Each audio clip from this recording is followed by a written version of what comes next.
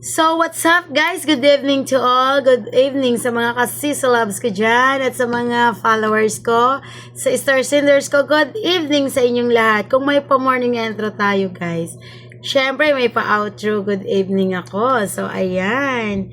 Hello guys, may balot at magmumukbang balot ako for today's video ngayong gabi. May pauna na ako kanina doon sa in-upload ko para makita kung saan ko siya binili. So, doon muna, umpisa akong kumain ng isang balot. So, tinikout ko dalawa. So, may tatlo akong balot na kakainin for today. Kaya, kasi kanina, busog ako sa tindahan. Kumain ako ng saging. So, hindi ako nakakaramdam ng gutom ngayon. Kaya, ito muna, balot. Kasi kagabi ka paputa talaga kakainin to. Hindi lang ako makababa-baba kasi syempre nga, sa 4th floor kami, dahil sa 4th floor, ang room namin, nakakatamad talaga, promise. Nakakatamad bumaba, masakit sa tuhod. Kaya nga, dahil nananakit ang tuhod na namin, kaya magbabalot, charis. Hindi ako naglilihi, guys, pero parang naglalaway ako sa balot. Ewan kung bakit, pero syempre ganyan talaga kapag nagkikrave ka. Gusto mong kainin yung mga gustong kainin. So, let's go, guys. Sabayan nyo ang Ma'am Chichineta nyo mag-mukbang ng balot.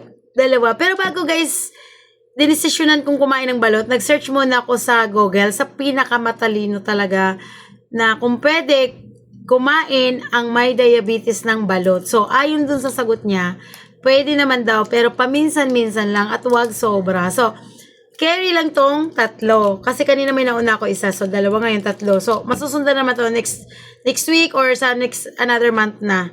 So, let's go guys. Mukbang challenge. Chaming, chaming. Yummy, yummy.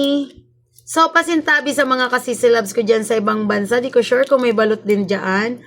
Pero, ayan, matatakam kayo sa mapapanood nyo sa akin.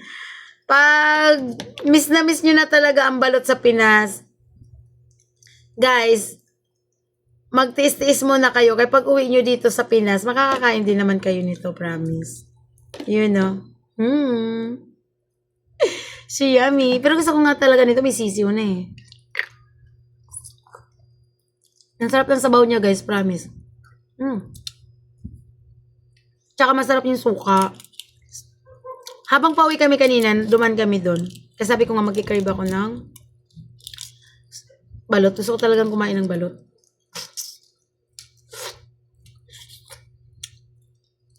Ayan guys, may sisiw. Pasintabi sa mga mahilig sa balot dyan. Sige na guys, bumili na kayo. At kanina nga pala, habang bumibili ako ng balot at nag-crave, ang daming nakatingin sa akin. So guys, parang feeling ko artista na ako. Charis. Parang feeling ko artista na ako. Ganito pala talaga kapag nagbablog ka. Habang nagpaparasat-sat ako sa camera, maraming maririnig naman nyo dyan, nag-aayahay na mga ganun, tapos may nagpa-picture, tapos nagpalo nga siya, syempre. So, salamat doon kay ate. Sana mapanood mo yung vlog natin. At ito, panoorin mo palagi yung video ko, ate. Thank you so much sa pagpalo mo sa akin. Marami.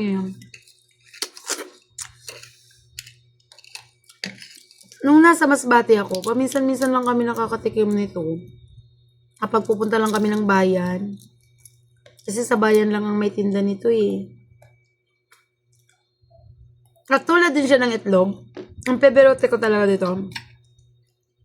Pinaka-paborito ko yung puti. Kahit matigas siya, masarap. Sarap ng suka, guys. Sarap.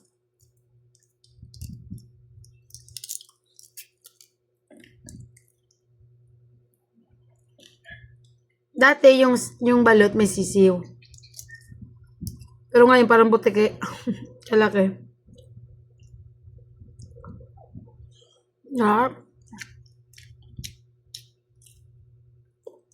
Yan. Ito yung gusto ko. Kahit itlog, ang manok. Pinapakita ko sa inyo. Ang galit na yung lip tint ko sa balot. So, may lip tint pa ako. Wala yan, kinakain ko naman yung lip tint.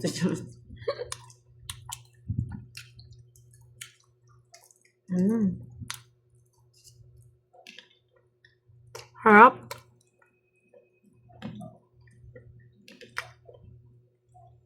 Siyempre, hindi sasarap yung balot pag walang suka na masarap. Mm.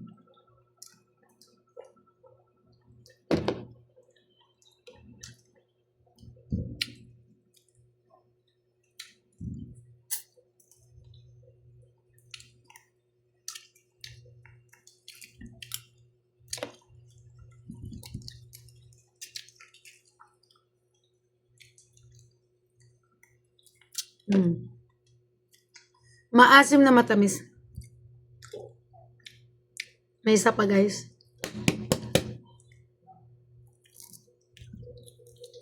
Hindi naman po ako high blood. Hindi mataas yung blood sugar, blood pressure ko. Hindi mataas.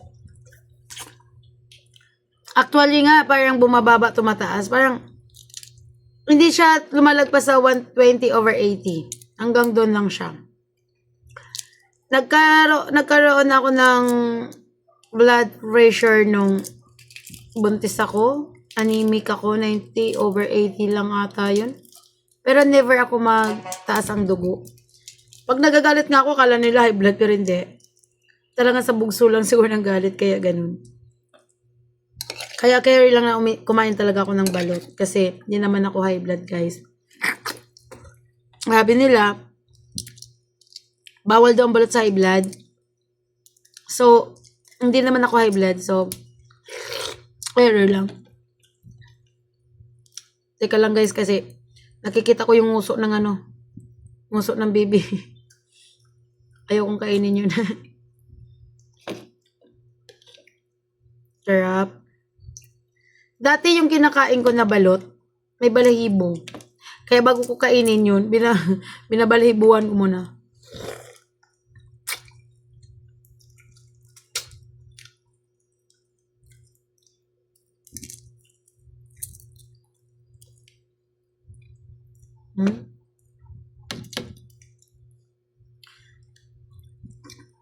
Yan. Sana walang matakam na hindi makakabili. Kawawa.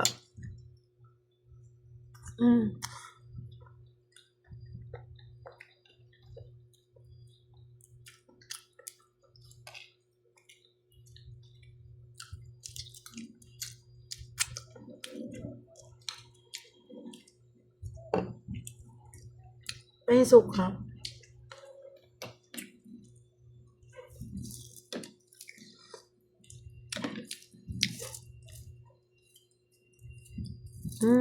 Sarap nito, white.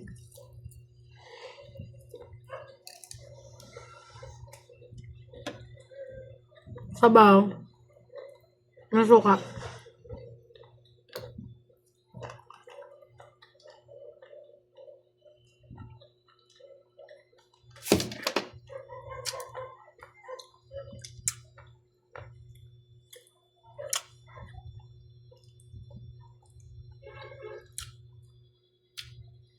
Kakaibag na yata ako kakapuyat. Pero nakakatulog ako sa hapon, syempre.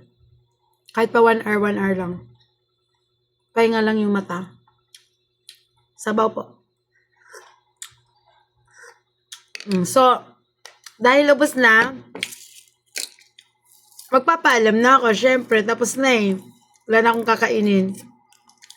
So, hanggang dito na lang guys yung video ko. Sana po, sa mga nanood nito, kapag mataas yung blood pressure mo, huwag ka pong kumain nito.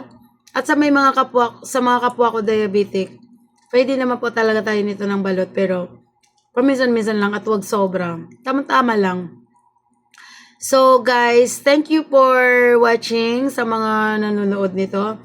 Thank you so much sa mga supporters at thank you din doon kay ate sa mga new followers ko dahil nakita niyo yung pag-vlog ko kanina. Maraming salamat sa iyo ate. Di ko pa alam ang name mo pero makikita ko yan mamaya sa notif ko kasi naka-follow na ako sa iyo. So, maraming salamat sa inyo guys sa walang sawang pagsusuporta at pagmamahal sa akin at sa munting bahay ko. So, thank you all so much. So, hanggang dito na lang yung mukbang ko.